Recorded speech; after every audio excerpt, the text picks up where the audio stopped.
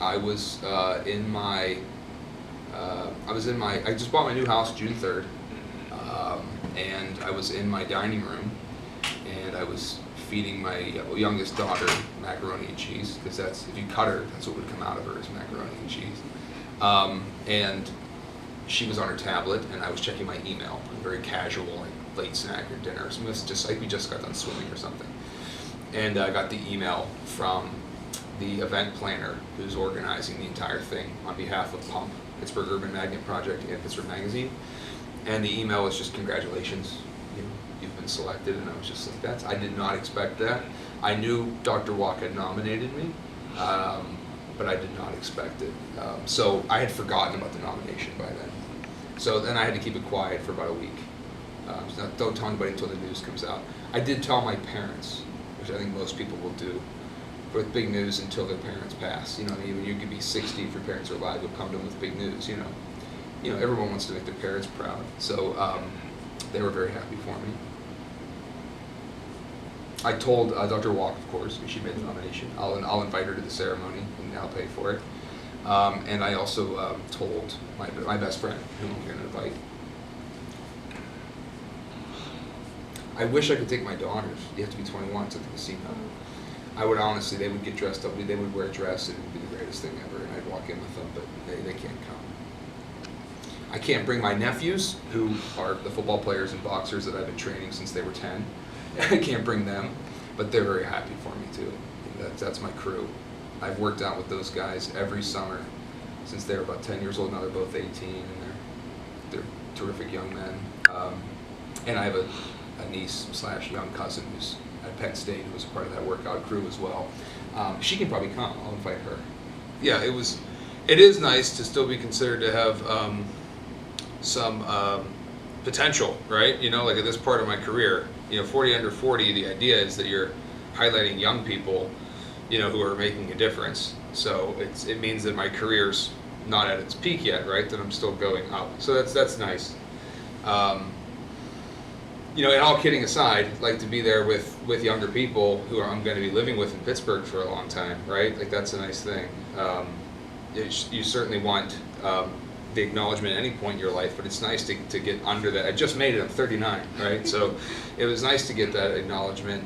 I had heard about that acknowledgement for years growing up here, and then since moving back to Pittsburgh, I've been aware of it as well. And I see a lot of people, like even colleagues like Chris Daly, who's an adjunct in our department, recently achieved that. Professor Voda, or Mr. Voda, our chair, when he was under 40, he got that honor as well. So it's nice to join that crowd. Those are two guys I admire and respect. So again, for personal reasons, like it's nice to get the acknowledgement that my career is impressed enough, I guess, at this point, and it's seen as having potential, that I'm on the rise, which is nice to know that I haven't plateaued or peaked. And then the fact that there is an emphasis on community involvement related to the award is good, because that is something I pride myself on, is my community involvement, my volunteerism, so my philanthropy.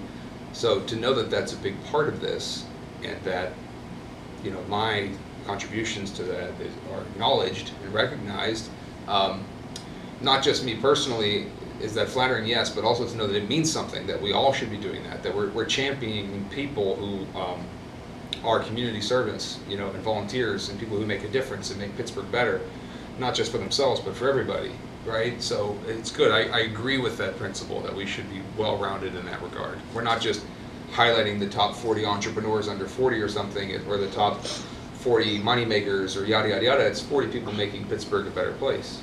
Oh, yeah. So I was very fortunate that when I was in the fall of my junior year as an undergrad here at Duquesne, I had got my shoulder blown out, more or less, by a defensive lineman while I was protecting for an extra point. And I think the game was at Marist or something. It was one of those, we never lost a conference game in 4 years, and we weren't going to lose that one. So I stayed in the game. We won the game. But my shoulder, I couldn't pick it up off my head after the game. And so then I finished the year. I sat out 1 week, came back, finished the year. It was the year we won our national championship too. and I needed surgery in the off season because the shoulder had never healed. And so by getting surgery in the off season, I was able to redshirt a season of track and field, outdoor track. So I couldn't throw the shot in the disc, even though it was my left shoulder, because I couldn't block. I don't know if you're familiar with this whole thing, but I couldn't block, so I couldn't really get a good throw, and I couldn't lift or nothing either. So I worked the surgery. That moment, this little butterfly effect of that guy taking out my shoulder proved to be a huge blessing, because now I had a 5th year of track and field. So I came back and played football in the fall for my 4th year, but then when it was time for track and field for a 5th season, Division I, 5 years for 4 seasons, it was like, well, I'm graduating, I finished my bachelor's in 4 years, so I can either go to grad school or waste that 5th year. And I looked at the Atlantic 10 marks, and I was like, I bet you I can win the discus if I come back. And I think I can break the school record in the shot put if I come back. And, those things were, that was for me, it was a reason to try. And so the track coach honored my scholarship for the 5th year. And so I came back and I did track and field for 1 more season, and got to focus this time entirely on track. Lost some weight from football by playing just basketball and racquetball in the off season, and got my weight down to what I thought was the best weight for my events. And I had this awesome season of track and field, academic All-American, and Atlantic 10 Student Athlete of the Year, Atlantic 10 champion in the discus, runner-up in the shot put, bronze medal in the hammer. No student athlete here has ever medaled in all 3 throws in the same events but me. Only 2 student athletes in school history have been first team all conference. It's been Lee Bod, who spent 9 years in the NFL, and me, who were both first team in track and football. Unless you count like cross country and track as 2 different sports, but so it was all these. It was great. It was all these cool accomplishments. But then, I was in grad school, and so I had part of my first year paid for with the track scholarship, because that dude blew my shoulder out. It's funny. But then, 2nd year of grad school, I didn't have any athletic scholarship, but I was a good enough student, being academic All-American and everything, that Professor Patterson and Dr. Dillon and people who are still here, Dr. Bellamy, who has recently retired, who co-founded the sports program with me, those guys, my mentors, and Mr. Voda as well, recognized the talent in me and offered me a chance to be a graduate assistant at GA. And they said, you get paid to be a GA, and you get a small stipend, but you also get your tuition paid for. So that's how I became a GA, and I was Dr. Dillon's GA for his language for journalists course. I taught it back then when we actually taught it in person. So being an efficient writer, good copy editor, I was a good candidate for it, and I taught that class.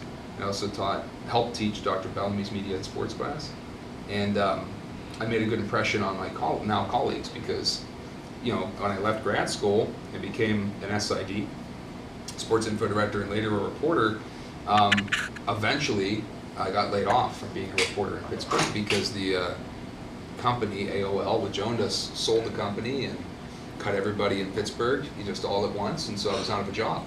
But I was living in Pittsburgh, and I was covering the South Hills. So some of my old faculty, Dr. Dillon, most notably, was a reader of mine, and he knew I was a good TA. He saw me in front of the classroom teaching. He knew I could do the job. He had me back as a guest speaker, while I was working as a journalist too. So he knew I could do it. He just offered me a job for 1 year to teach at Duquesne as a visiting assistant professor to teach journalism. So I was an out of work journalist, and Dr. Dillon scooped me up off the pile and gave me a chance to teach for 1 year. And it went so well that I got invited back for a 2nd year, and I got invited back for a 3rd year. And then somebody didn't get tenure and left, and somebody else left for a new job. Somebody retired. There was always openings, and I kept being needed. So rather than look for somebody else, I was right here. And then after about 4 or 5 years, it dawned on me we could start this sports program. And we could have a full major in sports, and I could teach it. I know how to do sports journalism. I know how to be a sports information director. I did both jobs full time. And now I had taught for a while, and I did the curriculum very well, and I was already doing the marketing and outreach by then, per Dr. Dillon's request, the old chair. So that's how I ended up back at Duquesne. So now this is my 9th year. And my greatest professional accomplishment is definitely getting that sports major started. I couldn't have done it without Dr. Bellamy. I don't know if you guys remember Dr. Bellamy, but he's the guy who taught me media and sports media practices, and now I teach those classes. He, as a tenured faculty member, as a full professor, he had to really sponsor that for me to get it going, and he was co-signed more or less with me on the major. And we knew it was going to work. We knew that this town, being a being a Major League sports town, had opportunities for students here, for them to work in Major League sports. And we also knew there were enough minor league sports and other college sports in town for those possibilities to exist. And we had an NCAA Division I athletics department. So we host March Madness. You know, our football team just played Florida State. Like, there's enough attraction behind a Division I athletics program to also recruit students and give them the opportunities they wouldn't get at other schools that may have similar programs. So that's why we started it, and we've been proven correct. Don't waste your time here. Take advantage of every opportunity that this university offers, specifically this college and this department. And a number of you have, right? I mean, look what you're doing, right? You two guys here now. Luke Henney as editor-in-chief of the paper, right? I mean, these kind of things. I got to say this too. Having the editor-in-chief of the student newspaper be one of my sports information and media majors is super cool for me. That sports journalism is considered to be, you know, it's always the joke, right, that the sports guy in the department is like Champ from Anchorman, and he's like wearing a cowboy hat and just saying whammy, and it's just silliness, like as if sports aren't important.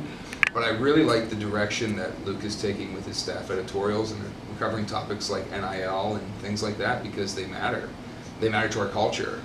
And what matters to our culture matters to our politics, and then matters to, you know, policy and law. And, you know, so I'm very proud that, you know, I've attracted a student, I think, here in Luke Henney. This program attracted Luke and Brent Tero and others, right? You know, like these guys, you know, what is your major? Are you sports as well? You're journalism. Yeah. I know Brent Tero is sports, but, you know, my program brought these guys here in many ways, right? It's not all me doing it myself, but without me in that program, they might not be here, most likely aren't. So to know that those guys are here and they're taking advantage of these opportunities, and they're becoming the editor-in-chief of the student paper, and they're interning at Major League Sports and or with our Division I athletics program, and they're going to get what they want.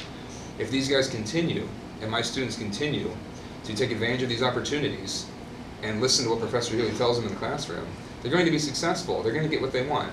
They're going to be far more successful than I have ever been, you know, because they're going to learn from somebody who's been there, done that, and is going to try to correct, you know, missteps I may have taken, opportunities I may have missed.